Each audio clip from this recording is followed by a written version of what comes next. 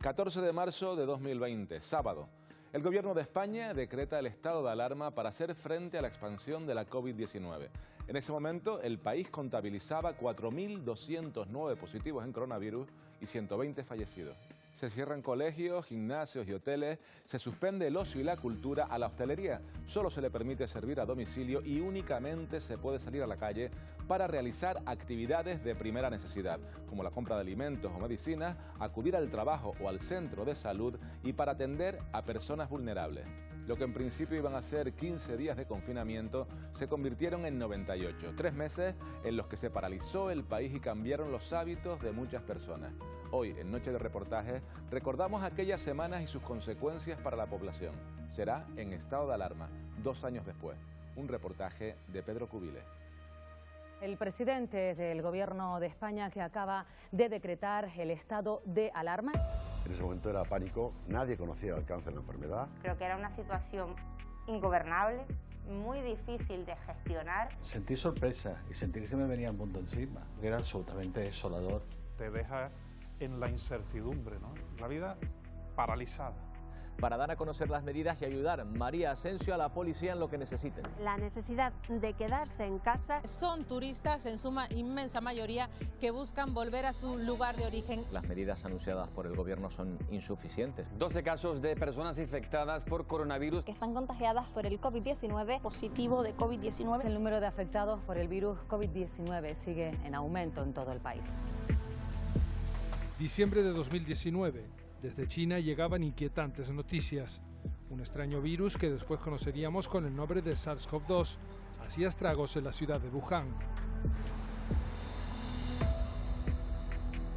30 de enero de 2020, Isla de la Gomera. 5 turistas alemanes son aislados en el Hospital Virgen de Guadalupe con indicios de COVID-19. Tan solo un día después, uno de ellos da positivo. Es el primer caso oficial de la enfermedad en nuestro país. 24 de febrero de 2020, el Hotel H10 Costa Adeje en el sur de Tenerife pone en cuarentena a huéspedes y empleados tras confirmarse el positivo de un turista italiano. 11 de marzo de 2020, los casos comienzan a dispararse. La Organización Mundial de la Salud eleva la emergencia sanitaria a pandemia internacional.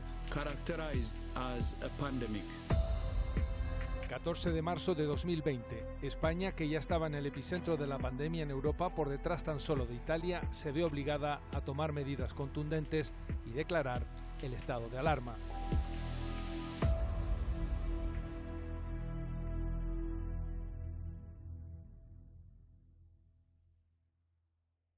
La declaración del estado de alarma afecta a todo el territorio español durante 15 días que podrán prorrogarse con la autorización del Congreso de los Diputados si fuera necesario. El estado de alarma solo se había aplicado antes en nuestra democracia durante la crisis de los controladores aéreos en 2010.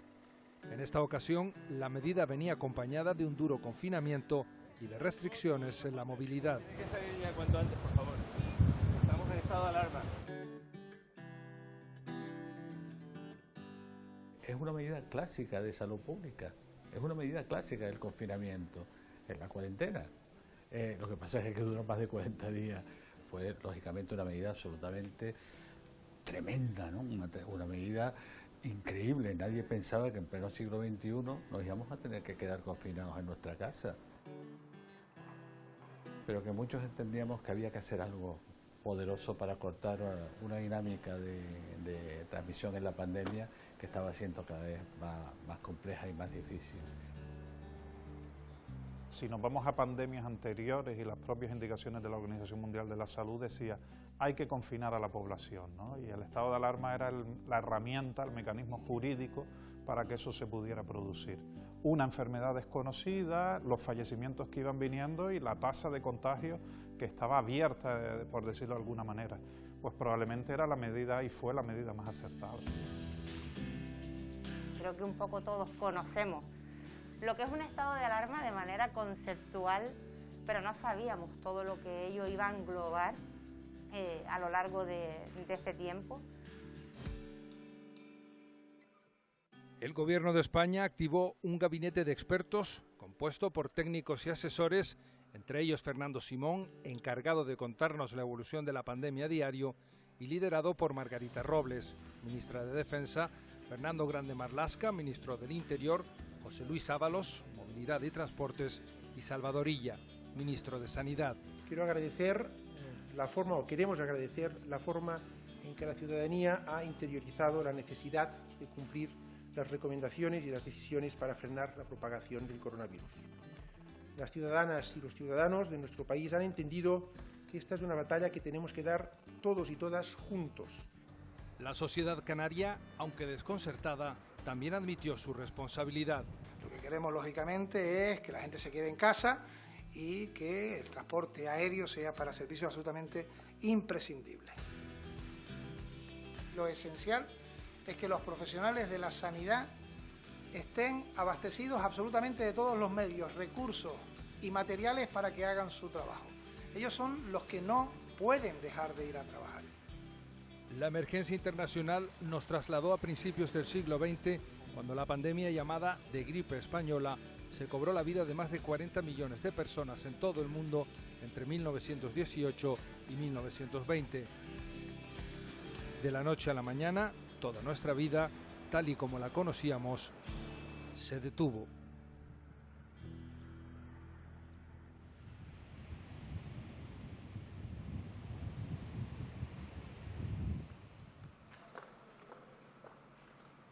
La verdad que la sensación reinante era un poco de incertidumbre, pero sobre todo incredulidad. ¿Y no van a ir los niños al colegio? No. Y tampoco nosotros vamos a poder abrir nuestros negocios. Entonces ahí fue un poco como, ¿qué va a pasar? Y luego el estar en casa cada día, no podíamos hacer otra cosa, sin poder generar cuota de negocio, sin salir a trabajar. En aquel momento se paralizó todo y no podíamos hacer nada. Recuerdo que me sorprendió mucho que se tomara una decisión tan drástica y que tanto iba a modificar la vida de todos los ciudadanos y que sin embargo tenía un perfil de necesidad también evidente. Sentí sorpresa y sentí que se me venía el mundo encima. Era desactivar una pandemia, desactivar un problema de salud que estaba creciendo y que ya estaba teniendo un impacto muy negativo en la ciudadanía. Se decretó el cierre de los hoteles en España, solo se mantuvieron hoteles abiertos para actividades esenciales, para dar cobijo a transporte, logística, sanitarios. No sabíamos el alcance de la crisis y tampoco cómo afrontarlo. No existían las vacunas. En ese momento era pánico, en el sentido que uno es consciente del número de trabajadores que tiene, de sus nóminas que tiene que pagar a fin de mes y no sabíamos qué medidas iba a tomar el gobierno para proteger las empresas y el empleo. Realmente no fue un momento cómodo, ¿no? Sino un momento de muchas preguntas. ¿Y ahora? ¿Y qué significa esto? ¿Y qué va a pasar? Y algo que veíamos lejano en aquel tiempo, que era una cosa de China y tal, pues ya estaba en nuestro entorno. Te quedas en blanco, ¿no? Tardas en reaccionar. La vida paralizada. No hay que ir a trabajar, no puedes ir a ver a tus padres, no sabes qué hacer y qué ocurre. Nuestras bolsas de basura, realmente había mascarillas o no, lo estamos haciendo bien, cómo me estoy protegiendo, tener cuidado con todo, entra el pánico, porque de pronto llega un virus que ni sabías cómo llegaba, ¿no?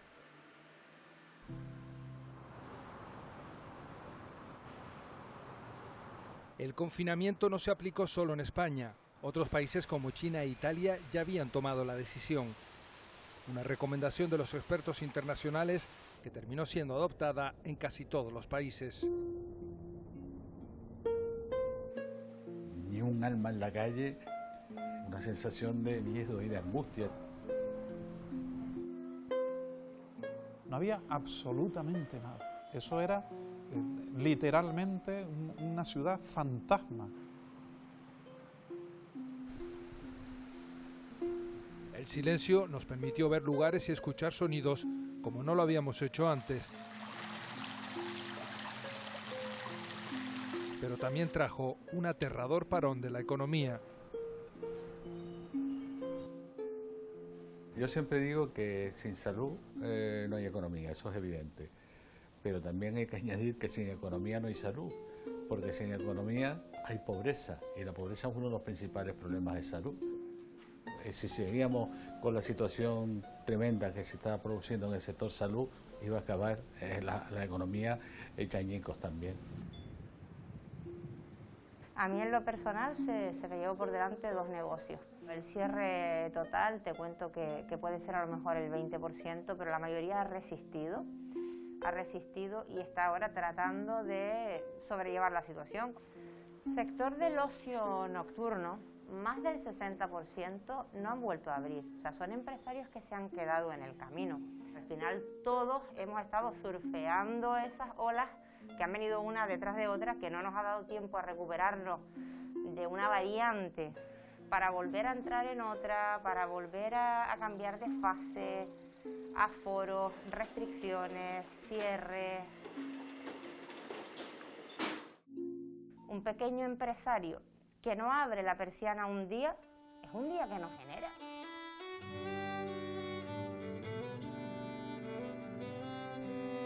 La medida más importante que se ha tomado en esta pandemia han sido los ERTEs, que han servido para proteger los puestos de trabajo de las empresas. Sin esta medida no hubiésemos podido aguantar, y poco a poco fuimos viendo un escenario de, por lo menos, de mantenimiento de las empresas, sin saber cuándo íbamos a poder volver a renovar la actividad. Esto, junto con las ayudas directas, donde el Gobierno de Canarias ha sido la comunidad que nos ha prestado una mayor ayuda, las empresas canarias han podido cobrar hasta un máximo de 5 millones de euros, cuando en otras comunidades el máximo era 800.000 euros.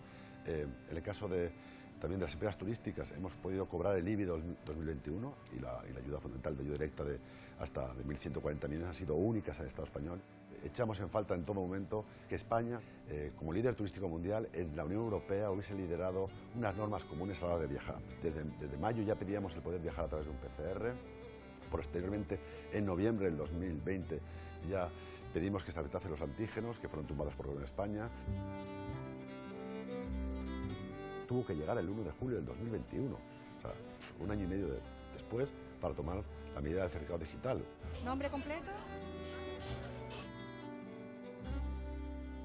Las ayudas eran buenas, llevaban, por supuesto, un buen fondo, pero mucho desconocimiento por parte del empresario, muchísima burocracia. Entonces, uno de los requisitos era el hecho de que todo empresario debía estar al día en los pagos, los tributos. No se generaba cuota de negocio, no habían ingresos. Entonces, eso fue una barrera tremenda que no les permitió poder acceder a esas ayudas. En principio el estado de alarma se aprobó para 15 días, pero el imparable avance de la pandemia hizo que se prorrogara durante más de 3 meses. Los hospitales y las funerarias se vieron desbordados. Los estadios o los centros de ocio se convirtieron en morgues improvisadas. Las mascarillas pasaron a ser un bien escaso.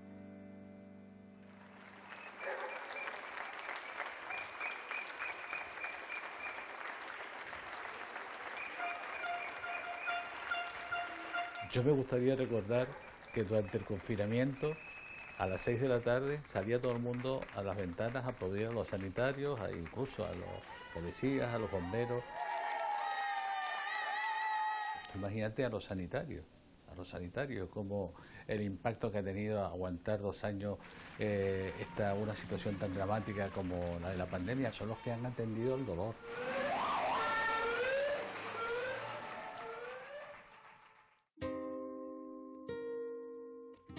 A finales de abril de 2020, el Gobierno de España presentó su plan de desescalada, el camino hacia lo que denominaron la nueva normalidad.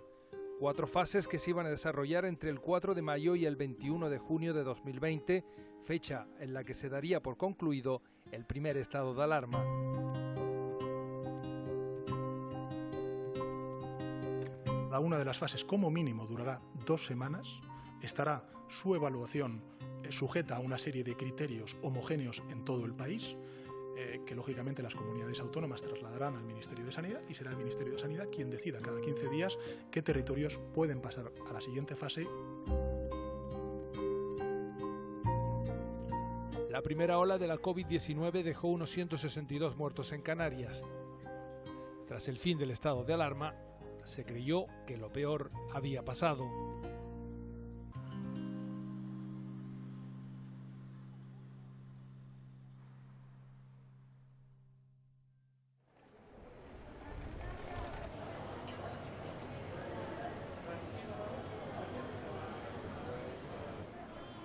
Se trasladó un excesivo mensaje a la ciudadanía de que ya estaba todo el pescado vendido, la nueva normalidad, porque a veces olvidamos algo que es muy importante, y es que frente a las enfermedades transmisibles nunca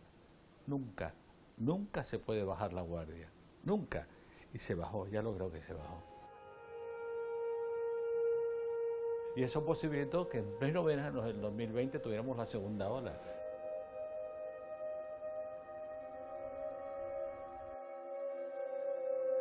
El 25 de octubre el Gobierno de España aprueba un nuevo estado de alarma de 6 meses hasta el 9 de mayo, en el que se incluye un toque de queda, cierres perimetrales y limitaciones de aforo. España registraba en ese momento más de 1 millón de casos y unos 35.000 fallecidos.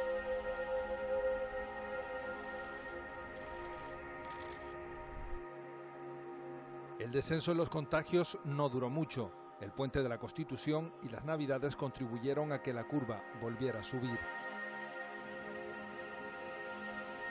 A mediados de enero de 2021, la tercera ola ya era una realidad, marcada por la borrasca Filomena, la presión hospitalaria y los fallecimientos. España sobrepasaba entonces la barrera de las 50.000 muertes desde el inicio de la pandemia.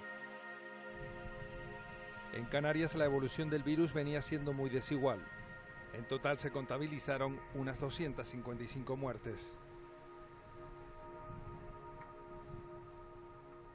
Una mujer de la península fue la primera persona en ser vacunada en España contra el COVID-19. El 27 de diciembre de 2020 comenzaba la vacunación en nuestro país. Así lo anunciaba el entonces ministro de Sanidad, Salvador Illa. No es el fin, es el principio del fin, pero es el principio del fin. Y queremos que este principio empiece lo antes posible. Por eso hemos trabajado desde septiembre para tener un plan de vacunación y para estar preparados todos.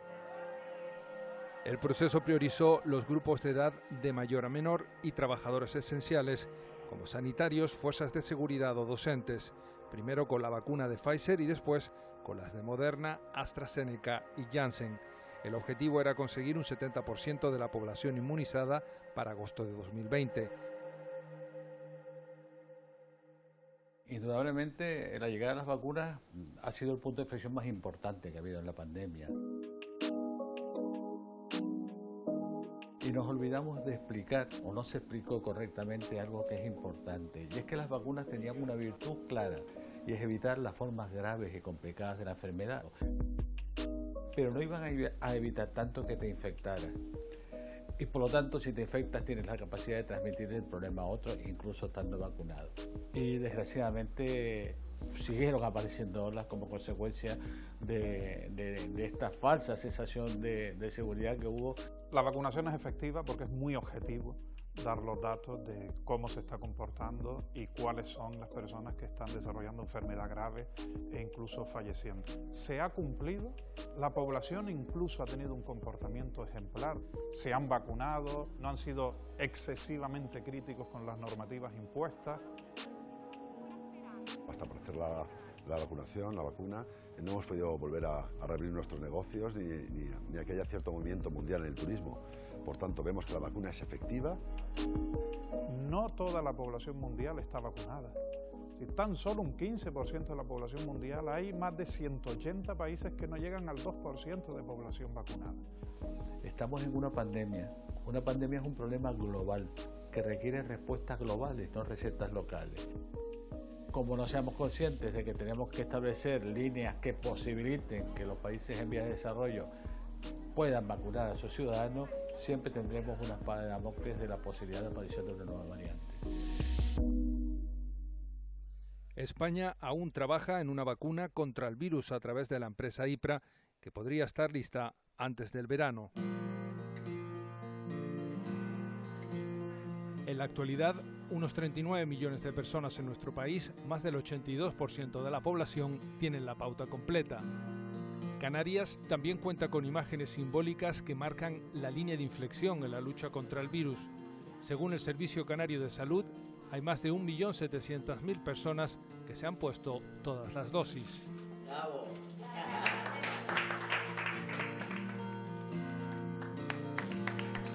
El 27 de enero de 2021, en plena tercera ola, se traspasa la cartera de Sanidad a Carolina Darias. La lucha contra la pandemia es una guerra sin tregua. Es una guerra sin tregua. Necesitamos reducir la transmisión del virus y, como ha dicho el ministro saliente, estoy convencida que lo vamos a conseguir. Entre marzo y mayo de 2021 se desarrolla la cuarta ola, una etapa que afectó a Gran Canaria y Tenerife por igual y que dejó en el archipiélago más de 137 fallecidos. Sube la ventana, por favor. Sube la ventana. En junio de 2021 aparece la variante Delta, mucho más contagiosa. Un mayor número de reuniones de jóvenes, la falta de medidas como los toques de queda o cierres perimetrales y una falsa sensación de seguridad motivada por la vacuna favorecieron la propagación. El resultado, una quinta ola que dejó en las islas más de 35.000 contagios y 160 muertes. En torno a septiembre de 2020 empieza la inoculación de los adolescentes, mientras la tercera dosis se hace realidad. Antes de la Navidad arranca la vacunación de los niños entre 5 y 11 años. Una, dos y tres. Mira qué bien se ha portado. Entonces aparece Omicron, una subvariante altamente contagiosa pero menos agresiva. En tan solo un mes España registra 1.600.000 casos. Canarias es la comunidad más afectada con una incidencia acumulada a 7 días de casi 200 puntos por encima de la media nacional.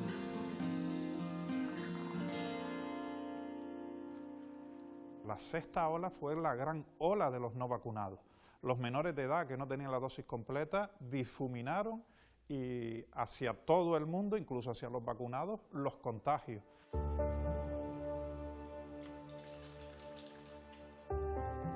Al confinamiento, a los hábitos de higiene interiorizados para siempre y a la vacunación se une el uso de la mascarilla, para muchos una de las herramientas más efectivas en la pandemia.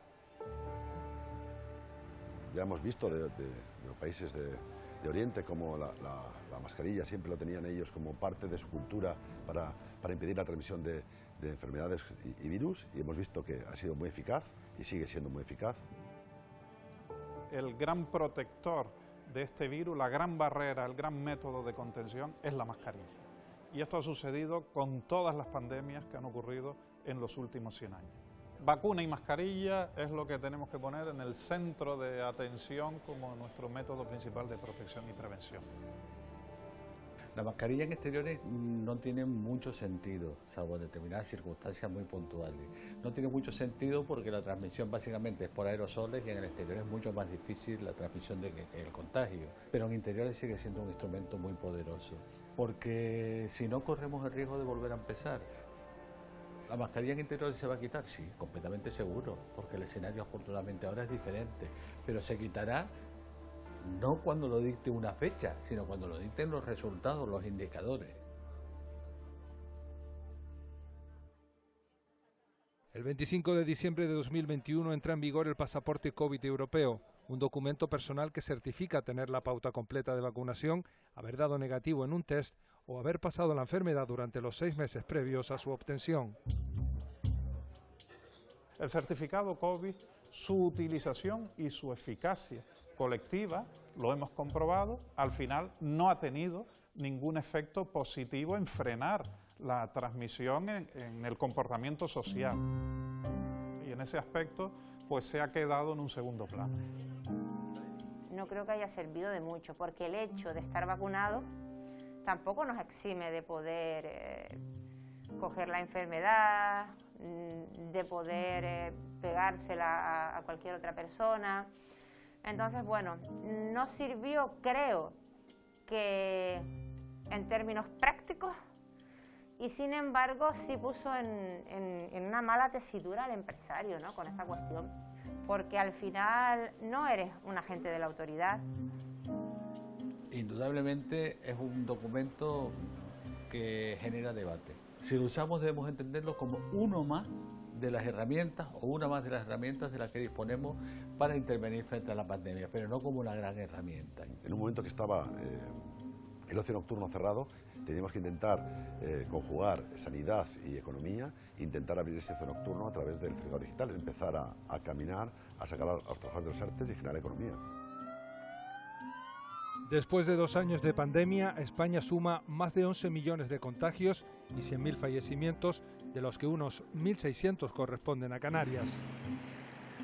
Mientras, la cifra oficial de fallecidos en el mundo entre el 1 de enero de 2020 y el 31 de diciembre de 2021 ronda los 6 millones, aunque según un estudio publicado por la revista médica The Lancet, podría haber un exceso de 18,2 millones de muertes durante ese periodo. La gestión de la crisis sanitaria ha generado confusión y críticas por la falta de una estrategia común.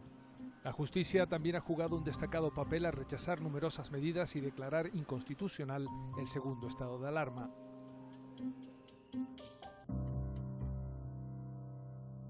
Según los expertos, la baja virulencia de la sexta ola y la disminución del número de fallecimientos hacen pensar que podríamos estar ante un proceso de normalización.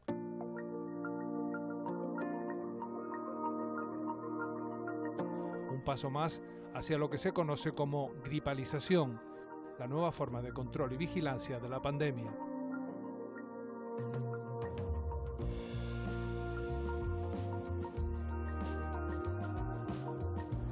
Creo que todo tiende a poder normalizar esta enfermedad. Esa nueva normalidad que se llamó así en 2020, 2021, en 2022 ya es una realidad, ya es nuestra normalidad. Entendemos que tenemos que ir abriendo la economía y conjugar sanidad y economía. Nuestro objetivo para el 2022 es tener un 80% de los clientes del 2019, pero como en todo, vemos que no tenemos certeza sobre nada y que continuamente aparecen nuevos nubarrones que impiden el desarrollo normal de nuestra actividad. Cada uno ha tenido su experiencia desde diferentes puntos de vista, ¿no? Quizás ha faltado una campaña educativa, pedagógica, didáctica, en decir, oye, ya conocemos la enfermedad, ya sabemos cómo se deja de transmitir y por eso se ponen cierto tipo de normas para que tú entiendas los porqués, para evitar esa propagación, incluso la propia seguridad. Si no educamos y solo imponemos normas, vamos a chocar. Éramos muy solidarios y ahora somos más egoístas. Éramos muy de aplaudir a los sanitarios y ahora ponemos en tela de juicio ciertos comportamientos. Hay que entender que la pandemia ha sido confusa y contradictoria. Quiero decir, la pandemia no vino con un manual de instrucciones debajo del brazo.